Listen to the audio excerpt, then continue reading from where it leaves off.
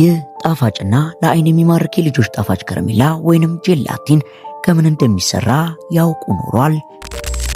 ሰላም ውድ የሉሲ ቲፕስ ቤተሰቦች፣ ይህ ጄላቲን እያሉ የሚጠሩትና በልጆች ዘንድ እጅግ ተወዳጅ የሆነ ጣፋጭ የከረሜላ አይነት በዓለም አቀፍ ደረጃም እጅግ ተፈላጊነት ካላቸው የጣፋጭ ምርቶች ውስጥ አንዱ ሲሆን ይህንን ፍላጎት ለማሟላትም በየዓመቱ ከ400,000 ቶን በላይ ምርት በመመረቱ ወደ ገበያ ይቀርባል። ታዲያ የሚያስገርመው እርሱ ሳይሆን ይህ ምርት ወደ እጃችን ከመድረሱ በፊት የሚመረትበት የምርት ሂደት ሲሆን ይህ ከልጆች እጅ የማይጠፋው ከረሜላ ከከብቶች አጥንትና ቆዳ ተነስቶ እንዴት ወደ ጣፋጭ የህፃናት ከረሜላነት እንደሚቀየር በጥልቀት መመልከት ይኖርብናል። ሂደቱ የሚከናወነው በከፍተኛ ቴክኖሎጂ በታገዙና በሰዓት በ10 ሺዎች የሚቆጠሩ ምርቶችን ማምረት በሚችሉ ግዙፍ ፋብሪካዎች ውስጥ ሲሆን የዚህ ሂደት የመጀመሪያ ምዕራፍም በእንስሳት ማቀነባበሪያ ተቋማት ውስጥ ወይንም በቄራዎች ውስጥ አንድ ተብሎ ይጀምራል።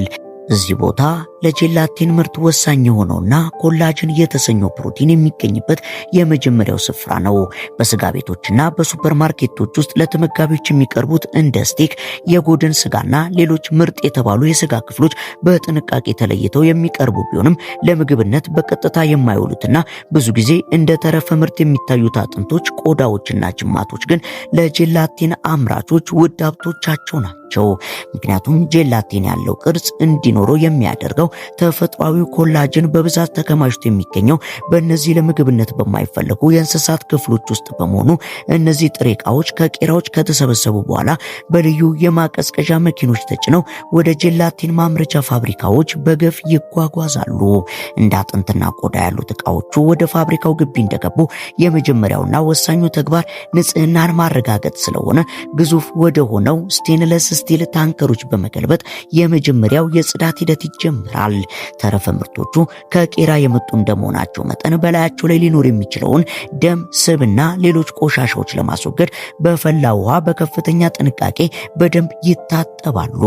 ታዲያ ንጽህናቸው በደንብ የተረጋገጡ አጥንቶችና ቆዳዎችም ለቀጣዩ የኬሚካል ሂደት ዝግጁ እንዲሆኑ መጠናቸው መቀነስ ስለሚኖርበት ወደ ግዙፍ የኢንዱስትሪ መፍጫ ማሽኖች እንዲላኩ በማድረግ ጠንካራ የሆኑት አጥንቶች በእነዚህ ማሽኖች ተፈጭተው ወደ ትናንሽ ስብርባሪዎች እንዲቀየሩ ይደረጋል። ይህም በውስጣቸው የተደበቀውን ኮላጅን በቀላሉ ለማውጣት የሚያስችል ሲሆን በሌላ በኩል ደግሞ ቆዳዎችና አንጀቶቹ ደግሞ ወደ ልዩ መክተፊያ ማሽኖች በመግባት ወደ ረጅምና ቀጫጭን ቅርጽነት ይቀየራሉ። ይህ የመፍጨትና የመክተፍ ሂደት ጥሬ ዕቃዎቹን ለቀጣዩ የኬሚካል ሪያክሽን ዝግጁ እንዲሆኑ የሚያደርጋቸው ሲሆን ይህ ዝግጁ የሆነና አካላዊ ቅርጻቸው የተቀየረው እነዚህ ጥሬ ዕቃዎች ቀጥሎ ወደሚከናወነውና ሃይድሮላይሲስ ወደሚባለው የኬሚካል ሳይንስ ሂደት በመሸጋገር የተፈጩት አጥንቶችና የተከተፉት ቆዳዎች በሙሉ ልዩ የኬሚካል ውህድ ማለትም አሲድ ወይንም አልካላይን በያዙ ግዙፍ ታንከሮች ውስጥ ገብተው ለበርካታ ቀናት እንዲዘፈዘፉ ይደረጋል። የዚህ ረጅም ጊዜ የመዘፍዘፍ ሂደት ዋና ዓላማ በእንስሳቱ ህብረ ህዋስ ውስጥ ጠንካራ ሆኖ የተቀመጠውን የኮላጅን ፋይበር ሰብሮና አላልቶ በውሃ ውስጥ ወደሚሟሟ ፕሮቲንነት መቀየር ሲሆን የኬሚካል ሂደቱ ተጠናቆ ኮላጅኑ ሲለሰልስ ድብልቁ ወደ ማብሰያ ታንከሮች ይዛወራል። እነዚህም ውስጥም ከፍተኛ ሙቀት የሚጠብቀው ሲሆን ውህዱ በ100 ዲግሪ ሴንቲግሬድ ሙቀት ሲበስል ጠንካራ የነበሩት የአጥንትና የቆዳ ቅሪቶች ሙሉ በሙሉ ቀልጠው ወደ ወፍራም የሚያጣብቅ ጄል መሳይ ወደሆነ ፈሳሽነት ይቀየራሉ። ይህን ጊዜም ይህ ፈሳሽ አሁን የቀድሞ መልኩን አጥቶ የጄላቲን ቅርጽ የያዘ ሲሆን በውስጡ የያዘውን የተከማቸ ፕሮቲን ወደሚፈለገው አይነት ከረሜላ ለመቀየር ዝግጁ የሆነ ጥሬ ዕቃ ቢሆንም በዚህ ደረጃ ላይ የሚገኘው ፈሳሽ ጄላቲን ግን አሁንም ለምግብነት ዝግጁ ያልሆነ ሲሆን ምክንያቱም ደግሞ በውስጡ ከሂደቱ የተረፉ ጥቃቅን ቆሻሻዎች ሊኖሩ ስለሚችሉ እነሱን የማጣራት ስራ ያስፈልገዋል።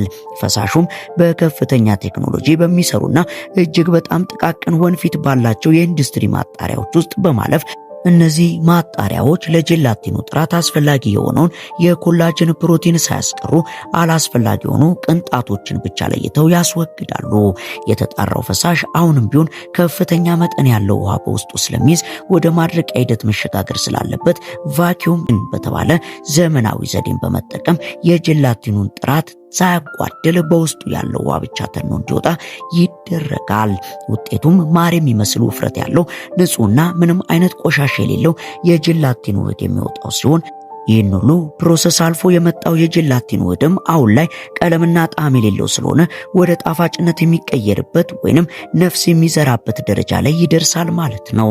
ታዲያ ለዚህ ሲባል ግዙፍ በሆኑ የመደባለቂያ ታንከሮች ውስጥ በመግባት ይህ ንጹህ ውህድ ከስኳርና ከተለያዩ የፍራፍሬ ጣዕሞች ጋር የሚገናኝ ሲሆን ከዚህም በተጨማሪ ምርቱ ለረጅም ጊዜ ሳይበላሽ እንዲቆይ የሚያደርጉ የምግብ መከላከያዎች በትንሹ የሚጨመሩት በዚህ ወሳኝ የሂደት ደረጃ ላይ ነው።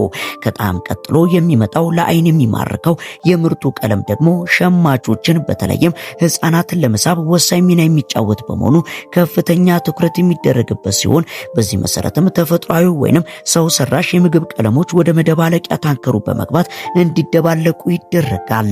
ይህን ጊዜም ያ ቀለም አልባ የሆነው ውህድ ወደ ደማቅ ቀይ፣ አረንጓዴ፣ ቢጫ ወይንም ብርቱካናማ ቀለም ይቀየራል። በዚህ ወቅት ፋብሪካው በሙሉ ደስ በሚል የፍራፍሬና የጣፋጭ መዓዛ የሚሞላ ሲሆን ጣፋጩ ጀላቲንም እኛ በመደብሮች የምናውቀውን የጀላቲን መልክ ይለብሳል። ቀለሙና ጣዕሙ የተስተካከለው ፈሳሽ አሁን ወደ ጠንካራ ምርትነት ለመቀየር ወደ ቅርጽ የማውጣት ሞልዲንግ ሂደት የሚሸጋገር ሲሆን ከፍተኛ ፍጥነት ያላቸውና በኮምፒውተር የሚታዘዙ ማሽኖች ፈሳሹን ወደ ተዘጋጀለት ቅርጽ ማውጫዎች እንዲፈስ የሚያደርጉ ሲሆን እንደየዘርፉ ቅርጽ ይወጣለታል። ይህ ሂደት በሰከንዶች ውስጥ የሚከናወን በመሆኑ አንዲትም ጠብታ ሳትፈስ በሺዎች የሚቆጠሩት ቅርጽ ማውጫዎች በፍጥነት መሞላት ይኖርባቸዋል። ጀላቲኑ ገና ትኩስ ፈሳሽ ስለሆነ ቅርጹን ይዞ እንዲጸና ወዲያውኑ ወደ ማቀዝቀዣ ሂደት መግባት የሚኖርበት ሲሆን በጀላቲኑ የተሞሉት እነዚህ ቅርጽ ማውጫዎች በራሳቸው ተንቀሳቃሽ ማሽኖች አማካኝነት ወደ ረጅም የማቀዝቀዣ ቱቦዎች ውስጥ ይገባሉ።